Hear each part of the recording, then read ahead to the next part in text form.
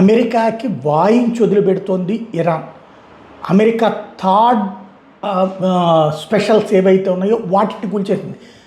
Third defence వ్యవస్థ America స్పెషల్గా చెప్తుంది, అది ప్రపంచంలో ఎవ్వరూ దాన్ని ముట్టుకోలేరు అని చెప్తుంది. పశ్చిమాసియాలో 2 థర్డ్ డిఫెన్స్ సిస్టమ్స్ ఉన్నాయి.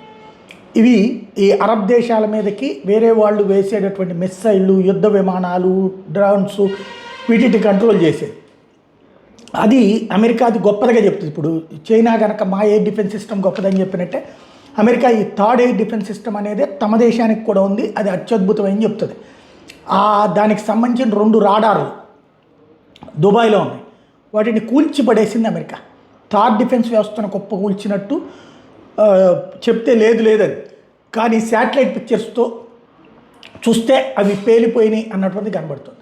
తద్వారా ఇరాన్ అప్పర్ హ్యాండ్ సాధిస్తోంది వివిధ ఏరియాల్లో, అమెరికాని ఫుట్బాల్ ఆడుకోవడంలో సక్సెస్ అవుతుంది అన్నటువంటి విషయం స్పష్టమవుతుంది.